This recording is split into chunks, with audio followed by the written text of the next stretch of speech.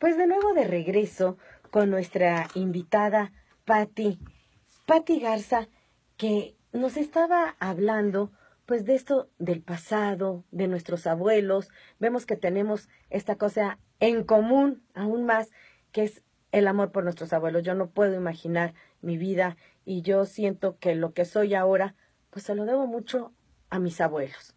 Pero ahora vamos a la otra parte de la familia. Ya no a los abuelos, ahora vamos a los hijos.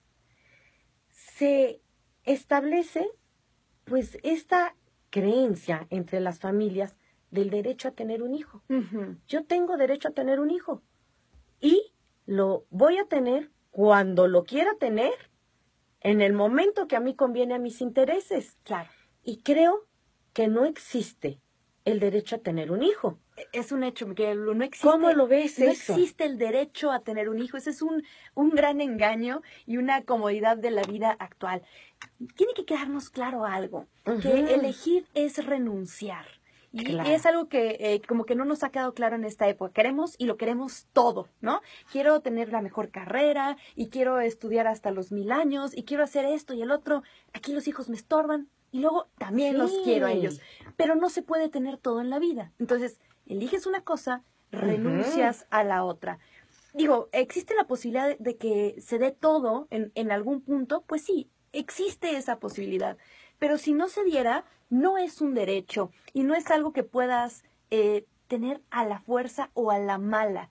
Porque como tú bien sabes, hay muchas posibilidades médicas ahorita que te permiten cosas que no necesariamente son éticas. Claro, porque se piensa que el hijo ya se hasta cambiado esa idea que tenían nuestros viejos abuelos de que el hijo es un don. Ahora se ve al hijo como un producto que se fabrica y que se piensa que todo lo que sea técnicamente posible es éticamente aceptable. Y no es así. Y lo has dicho, tener un hijo no es un derecho, es un don. La vida es un don. Yo creo que hay que estar abierto a la vida. Eso es una maravilla. Y si la vida misma o algo más grande, llamémosle Dios o como cada uno de nosotros le quiera llamar, te da esa bendición de tener un hijo, hombre, pues felicidades. Sí, pero no. Pero no es un derecho. No, es un supuesto derecho que no. a toda costa y en las opciones y dificultades más grandes o poco naturales, ¿no?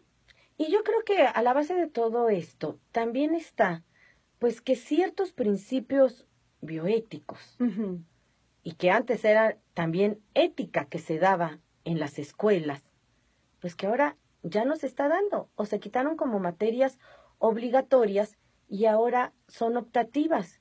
Y yo creo que es muy importante que a los jóvenes se les forme en bioética. ¿Qué tan importante ves tú la educación bioética en las familias? Mi querida Lulú, es un tema controversial y claro que se les debe de formar a los jóvenes, no solo en bioética, vamos a empezar desde filosofía, lógica. Bioética ya es irnos muy, muy lejos. Sí, al menos en argumentar. Ética, claro, argumentación, todo este tipo de cosas, pero nos queda clarísimo que entre menos piense alguien, pues es muchísimo más fácil de manejar. No estamos enseñando a los jóvenes a pensar y a mí me duele cuando llegan jóvenes que son instrumentos, son alguna especie de robot que no quiere pensar per se. Eso definitivamente me duele. Las consecuencias son graves, son gravísimas, me atrevo a decir. Y en términos de bioética, pues lo estamos viendo todos los días. El creerse que somos dioses, porque eso es imposible, no puede ser. El no darle el valor a la persona humana, no hablar de temas de dignidad, no respetar lo que decías a nuestros, por ejemplo, niños, jóvenes enfermos, adultos mayores. Todo esto es consecuencia de no educar en la filosofía, en la lógica, en la ética y definitivamente en la bioética. Pero si nosotros no nos respetamos a nosotros mismos como seres humanos dignos, es que ¿quién nos va a respetar? Exacto. ¿Qué papel juegan los medios de comunicación en las opiniones públicas de bioética? ¿Tú qué responsabilidad sientes? Tú como filósofa, gran comunicadora, ¿cómo te sientes ante esta responsabilidad de informar y no de desinformar en las noticias que se presentan de bioética, en lo que reguarda al inicio y al final de la vida. La responsabilidad es enorme, mi querida Lulú. Y ahorita hablabas de a los jóvenes no se les enseña en las escuelas y justamente es algo que estamos tratando de hacer en Somos Familia. Como tú sabes, Somos Familia todos los lunes y los sábados son de filosofía y tomamos todo este tipo de temas que no se dan en las escuelas, que deberían de darse ahí. Y los jóvenes se acercan. Los jóvenes solitos se acercan. No hay que irlos a buscar. Ellos vienen, ellos escuchan el programa, una estación de AM. ¿Sabes por qué? Porque quieren esas respuestas que no están en Google, esas respuestas que no están en Wikipedia, esas respuestas que no están en el rincón del vago, pero que su corazón, su alma, algo que es inmaterial, se los está pidiendo constantemente. Claro. La responsabilidad es tremenda. Tenemos que hablarles con la verdad. Tenemos que enseñarles la verdad y que ellos vayan tomando lo que encuentran de la verdad misma, porque el encuentro con la verdad es personalísimo. Y cada quien va diciendo, ok, a ver, esto a mí me gusta, esto a mí me funciona. Sí. Pero no quedarse en el error, no quedarse nada más en la mentira, no quedarse en la ignorancia. Nuestra responsabilidad es poner las cartas sobre la mesa y decir, esta verdad también existe. Si quieres, tómala. Si te sirve para tu vida y sobre todo te sirve para mejorar tu alma, tus emociones, todo lo que implica en tu existencia, pero que no puedes tocar, ahí está esa respuesta. Dime si no es una gran responsabilidad. Por supuesto, por supuesto. Nos implica estudiar diario. Yo jamás me siento a mi programa si no estudio.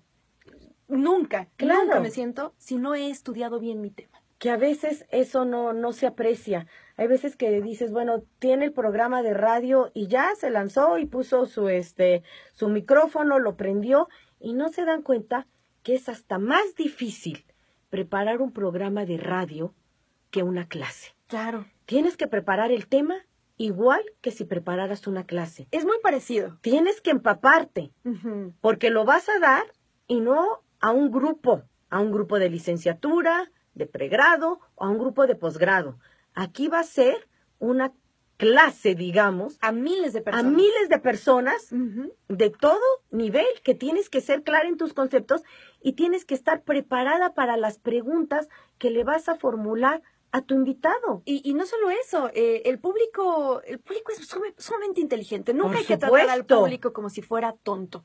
El público es terriblemente inteligente y te demandan que digas, que estudies, que sepas. Porque si no lo haces bien, inmediatamente te llega una llamada, ¿eh? Sí. No estoy de acuerdo, no me gusta, tú no estudiaste esto, así no se dice. Te cambian de... Claro, digo, siempre se reciben muy bien estas llamadas y si hay algo que uno no sabe, hombre, qué maravilla que aprender. Que te alimenten. Pero por eso mismo, la responsabilidad es todavía más grande. Hay que ponerse a estudiar. Nunca te sientes con un micrófono sin haber estudiado, porque la responsabilidad es doble y el público lo sabe y te lo demanda. Y el estudio, pues, no solamente está en los libros. Se estudia también de alguna manera práctica, empírica, como es a través de los viajes. Ay, sí, mi y querida tú lo Lulú. has hecho. Tú recientemente has estado en la India. Así es. Ahí también viste a las familias. ¿Qué semejanzas y qué diferencias encontraste en ello? Pues las familias en general en todos lados son iguales, como decíamos, lazos de consanguinidad o lazos de afinidad, ¿no? El padre, la madre, los hijos. Creo que lo que cambia son las tradiciones, las costumbres, la moral. Ese tipo de cosas son las que son diferentes de familia en familia en diferentes lugares del mundo. Pero hay cosas que se mantienen esenciales, como el amor de la familia, el estar unidos, el apoyo, no solo en la India, eso lo he visto en todo el mundo, ¿no? En Filipinas, en Malasia, en Europa, en todos lados. Al final del día, uno sabe que a donde puede volver es a la familia, ese puerto seguro, ese lugar donde pase lo que pase allá afuera, hay alguien que te va a dar un buen consejo. Fíjate, me limito a eso, a un buen consejo, Lulú. Bioéticamente, creo que uno de los problemas que interesan mucho y que están dañando muchísimo a la familia, lo compartimos con la India, el tema de la maternidad subrogada. Es un paraíso turístico bioéticamente, digamos, tanto en la India como en México en el estado de Tabasco y en el estado de Sinaloa. En la India incluso ya desde noviembre de 2015 se limitó solo para la gente de allá, solo no para el extranjero, para los nacionales. Pero era una forma de colonialismo, de racismo, de disfrutar a la mujer, cosa que también está pasando en nuestro país. ¿Cómo le explicas, por ejemplo, dentro de una familia a un niño, porque las condiciones tanto en la India como en México es que esta madre gestante haya tenido ya al menos un hijo propio? Al hermanito, ¿cómo le dices, estoy embarazada, pero después voy a regalar o a vender a tu hermano? Yo creo que eso se entiende, o no se entiende, mejor dicho, tanto allá como acá. Claro. Y es un problema común. ¿Cómo lo viste allá? Volvemos al tema del derecho y el don, ¿no? Pensar que tener un hijo es un derecho tiene que ver con esto definitivamente, no con el don. Hay pobreza extrema, por eso se dan estas condiciones. Yo ni siquiera compararía, de verdad, tú has sido también, mi querida Lulu, pero jamás compararía México con la India, me queda claro. O sea, la pobreza que se vive allá es una pobreza que no se vive aquí en México. Entiendes el hambre. Otra cosa es que en general en toda Asia el concepto, excepto en Filipinas, yo creo, el concepto de dignidad no es como lo tenemos aquí en Occidente. El concepto de dignidad humana es muy occidental. En Oriente no existe tanto.